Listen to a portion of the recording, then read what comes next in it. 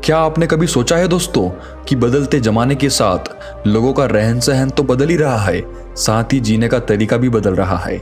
आज कई लोग ऐसे हैं जो या तो किसी मजबूरी में जैसे नौकरी इत्यादि के कारण अकेले रहते हैं, तो कुछ लोग ऐसे भी हैं जो बिना किसी मजबूरी के अपनी मर्जी से अकेले रहना पसंद करते हैं, अपने काम को सच्ची लगन से अकेले ही करते रहते हैं। जो लोग अपनी मर्जी से अकेले रहते हैं उनमें तो बहुत कुछ बुनियादी गुण होते हैं। ऐसे लोग जीवन में जल्दी ही बहुत कुछ हासिल भी कर लेते हैं। और दूसरी ओर ऐसे भी लोग होते हैं जो एक पल के लिए भी अकेला नहीं रह सकते। ऐसे लोगों का अकेला पड़ जाना जैसे अंधेरी काल कोठरी में जीवन भर के लिए किसी कैदी का पड़ जाना। फिर ऐसे लोग इस भागदौड़ भरी जिंदगी में उलझ जाते हैं क्योंकि इनको अकेला रहना पसंद नहीं, खुद के लिए समय ही नहीं, खुद के काम के लिए समय नहीं। फिर ऐसे लोग यह सोच के पछताते हैं कि काश इस भागदौड़ भरी जिंदगी से दूर होके खुद के लिए समय निकाल लिया होता तो आज ऐसे दिन नहीं आते। पर अकेला रहना हर किसी के लिए वाकई आसान काम नहीं है दोस्तों। और अकेले रहने का ये मतलब भी नहीं है कि हम अपने घर बार, परिवार, रिश्ते नातों, मित्रों से दूर रहें। अकेले रहने की भी एक कला होती है जो आगे हम इस कहानी में जानेंगे। हम कैसे एकांत में रहकर अपने काम को, अपने सम्मान को, अपनी प्रतिष्ठा को, अपने उज्जवल भविष्य को कैसे आगे बढ़ा सकते हैं। हम अकेले रहने के उन 7 अमूल्य गुणों के बारे में भी जानेंगे। तो दोस्तों कहानी बहुत ही मजेदार है, ध्यान से सुनिएगा। इससे पहले कि आप इस कहानी में खो जाएं, इस चैनल को सब्सक्राइब जरूर कर लें। एक व्यक्ति एक गुरु के पास आया और बोला, गुरुदेव मेरे दुख का कारण क्या है। गुरु बहुत ही बड़े आत्मज्ञानी व्यक्ति थे। गुरु ने कहा, अपने आप को चीजों से चिपका लेना, चीजों को पकड़ लेना और उन चीजों के प्रति आसक्त होकर उसके पीछे भागना ही तुम्हारे दुख का कारण है। उस व्यक्ति ने गुरु का धन्यवाद किया और कहा, गुरुदेव आपने तो मेरी समस्या का समाधान कर दिया। मैं इतने दिनों से अपनी समस्या का समाधान चाहता था। आपका धन्यवाद गुरुदेव। यह कहकर वह व्यक्ति वहां से जाने लगा। गुरु ने कहा, पूरी बात तो सुन लो। उस व्यक्ति ने कहा, नहीं गुरुदेव, आपका इशारा मिल गया, बस वही काफी है। और समझदार को इशारा ही काफी होता है गुरुदेव। 1 महीने बाद वह व्यक्ति फिर से गुरु के पास आया। इस बार उस व्यक्ति का हाल बहुत बुरा था। वह बहुत दुखी था और सीधे गुरु के चरणों में गिर गया और कहा, गुरुदेव आपने जो कहा था मैंने वैसे ही किया, पर मुझे सुख नहीं मिला, मुझे तो और दुख मिल रहा है। गुरु ने उस व्यक्ति से पूछा, तुमने ऐसा क्या किया।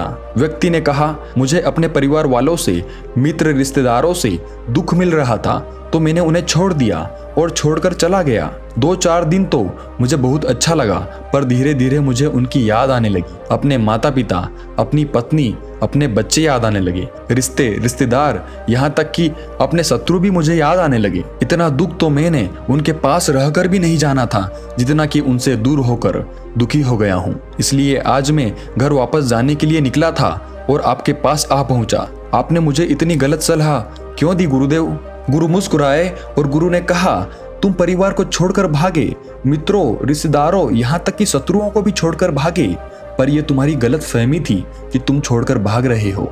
वास्तव में तो तुम उन्हें लेकर भाग रहे थे। व्यक्ति ने कहा, पर गुरुदेव मैं तो किसी को अपने साथ नहीं लाया। गुरु ने कहा, जो चीजें हमें दुख देती है वह कहीं बाहर नहीं होती, यहाँ तक कि जो हमें सुख देती है वह भी बाहर नहीं होती। यह सब परिवार वाले, रिश्तेदार, मित्र, शत्रु, यह कहाँ बसते हैं, यह सब हमारे मन में बसते हैं। और जब तुम भागे तो तुम अपने मन को साथ लेकर भागे और तुम्हारे मन में यह सब तुम्हारे साथ भागे, तो तुम इनसे कहीं दूर नहीं गए। जब जो चीजें मन में बसी हो और वह आसपास हो तो वह जो दुख देती है वह हमें बहुत लगता है, पर वह बहुत कम होता है। और जब हम इन चीजों से दूर हो जाते हैं, यानी छोड़कर भाग जाते हैं, तब मन उन चीजों को पाने के लिए फिर से प्रयास करने लगता है और तब यह चीजें बहुत ज्यादा दुख देती है, जैसे तुम्हें हो रहा है। व्यक्ति ने कहा, तो गुरुदेव मैं क्या करूं। चीजों के साथ रहूं तो दुख, चीजों को छोड़कर जाऊं तो दुख। क्या मैंने सिर्फ दुख उठाने के लिए ही जन्म लिया है। गुरु जोर से हंसे और कहा, यह बात बिल्कुल सत्य है। यहाँ सब सिर्फ दुख उठाने के लिए ही जन्म लेते हैं, पर यह भी सत्य है कि इन दुखों के पार सुख है और उन सुख के पार दुख है, फिर सुख और फिर दुख है। जिन चीजों में हमें सुख नजर आता है वह दुख देते हैं और जिनमें दुख नजर आता है वही सुख का कारण बन जाते हैं। उस व्यक्ति ने कहा, गुरुदेव, क्या इस सुख दुख के मायाजाल से बाहर निकलने का कोई रास्ता नहीं है? गुरु ने कहा, रास्ता तो है। अगर तुम इसी दुनिया में रहना चाहते हो, इन सब के साथ रहना चाहते हो, तो तुम्हें एक काम करना होगा। तुम ऐसे ही रहो जैसे कि तुम इस दुनिया में अकेले हो। सबके साथ रहो पर अकेले रहो। व्यक्ति ने कहा, पर गुरुदेव, यह कैसे हो सकता है? गुरु उस व्यक्ति को एक जगह पर ले गए जहां एक मेला लगा था और वहां बहुत भीड़ थी। गुरु ने कहा, देखो अपने आसपास, यहाँ किसी को जानते हो क्या? व्यक्ति ने कहा, नहीं, यहाँ तो कोई भी मेरी जान पहचान वाला नहीं है। गुरु ने कहा, क्या तुम यहाँ अकेले हो? व्यक्ति बोला, हाँ गुरुदेव, बिल्कुल अकेला हूँ। गुरु ने कहा, नहीं, तुम्हारे मन में कुछ चल रहा है, तुम अकेले नहीं हो। व्यक्ति ने कहा, हाँ, मैं जल्द से जल्द अपने घर जाना चाहता हूँ, अपनी पत्नी से, अपने बच्चों से, अपने माता पिता से मिलना चाहता हूँ, अपने मित्रों से मिलना चाहता हूँ, वही मेरे मन में चल रहा है। गुरु ने कहा, अब यह सब भूलकर आंखें बंद कर लो और अपना ध्यान यहाँ होने वाली आवाजों पर लगा दो। व्यक्ति ने ऐसा ही किया और जैसे ही उसने अपनी आंखें बंद की और सारा ध्यान वहां हो रही आवाजों पर लगा दिया, उसे एक अकेलापन, एकांत महसूस हुआ। उसे लगा कि वह इतनी बड़ी भीड़ में भी अकेला है। सभी आवाजों के ऊपर ध्यान लगाने के कारण किसी आवाज का कोई महत्व नहीं था, बस आवाजें थी और वह था। उसने अपनी आंखें खोली और कहा, गुरुदेव, यहाँ तो मैं बिल्कुल अकेला हूँ, सब है पर कुछ नहीं है।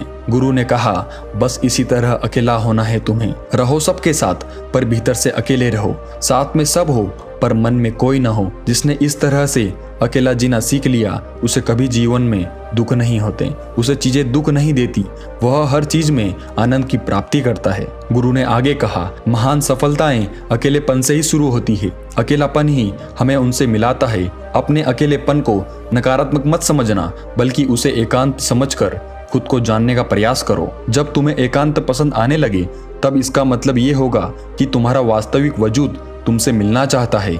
इसलिए अपने इस एकांत प्रेम का सम्मान करो। गुरु बोले, मैं तुम्हें 7 ऐसी खूबियों के बारे में बताता हूँ जो अकेले रहने वाले लोगों में पाई जाती है और उन्हें दूसरों से अलग, बेहतर बनाती है। गुरु ने कहना शुरू किया, पहली खूबी जो एकांत में रहने वाले लोगों में पाई जाती है वो ये है कि ऐसे लोग दूसरों की तुलना में खुद के प्रति ज्यादा जागरूक होते हैं। वो खुद के स्वभाव और आचरण के बारे में ज्यादा गहराई से जानते हैं। ऐसा इसलिए होता है क्योंकि जब हम अकेले होते हैं तो हमें खुद के बारे में सोचने का काफी समय मिल जाता है, जिससे हम खुद के व्यवहार को अच्छे से समझ पाते हैं। एकांत में रहने वाले लोग खुद की कमजोरी और ताकत को भी अच्छे से जान पाते हैं, जिससे वो दूसरे लोगों की तुलना में किसी भी खराब परिस्थिति का सामना ज्यादा अच्छे से कर सकते हैं। गुरु ने कहा, अकेले रहने वाले लोगों की दूसरी खूबी है कि ये सकारात्मक सोच वाले लोग होते हैं।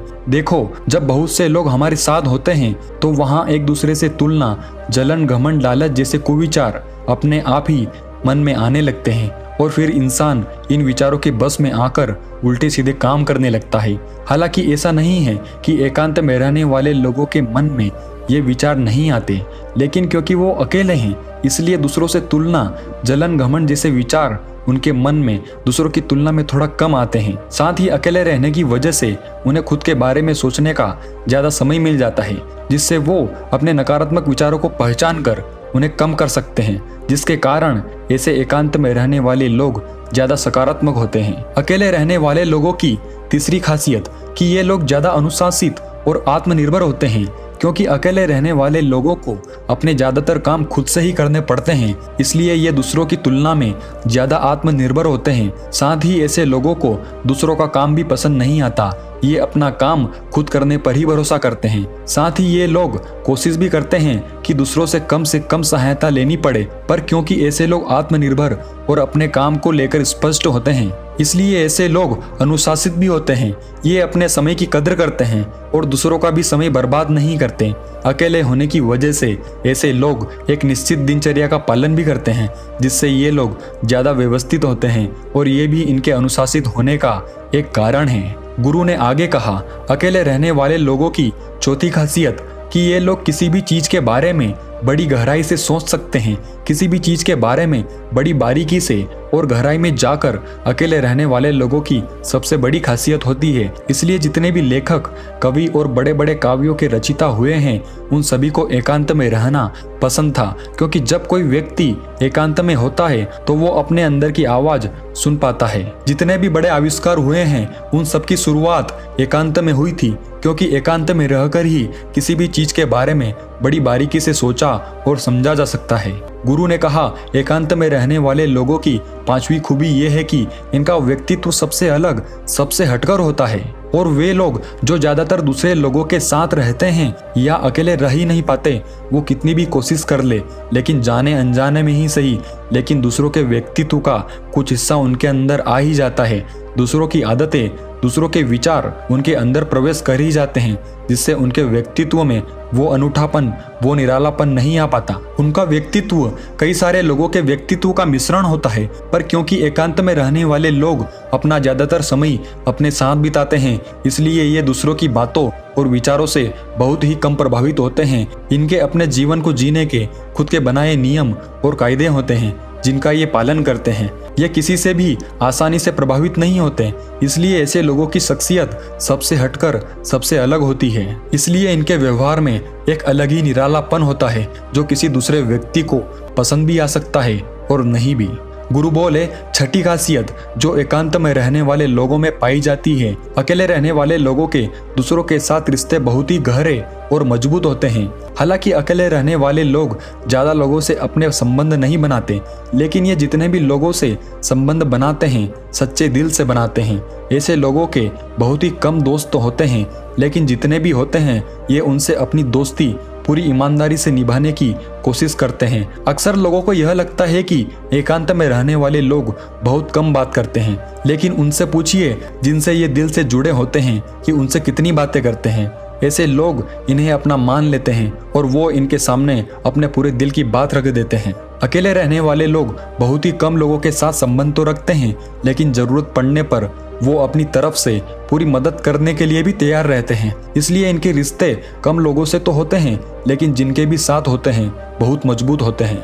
अगली खासियत, अकेले रहने वाले लोग मानसिक तौर पर और भावनात्मक रूप से बहुत मजबूत होते हैं, क्योंकि उन्हें पता होता है कि अगर आज कोई समस्या उनके ऊपर आती है तो उन्हें अकेले ही उस समस्या से निपटना पड़ेगा। ऐसा बार बार करने से उनके अंदर खुद के प्रति आत्मविश्वास बढ़ जाता है, और आत्मविश्वास व आत्मसम्मान के बढ़ने से वे मानसिक और भावनात्मक तौर पर और मजबूत होते चले जाते हैं, और वो ये मान लेते हैं कि ऐसी कोई भी समस्या नहीं है जिसे वो अपनी दृढ़ इच्छा शक्ति के दम पर हरा न सके, और यही एक सोच उन्हें दूसरों से अलग बनाती है। इतना कहने के बाद गुरु चुप हो गए, तो उस व्यक्ति ने कहा, गुरुदेव आपकी सारी बात ठीक है, लेकिन ये कब कहा जा सकता है कि अकेलापन एक वरदान है? यह सुनकर गुरु ने कहा, अकेलापन हमेशा से ही एक वरदान रहा है, अगर हम उस समस्या को पूरी सकारात्मकता के साथ उपयोग कर पाएं तो। क्योंकि जब हम दुनिया के लोगों के साथ होते हैं तब हम भीड़ का हिस्सा होते हैं, लेकिन जब हम अकेले होते हैं तब हम खुद के साथ होते हैं,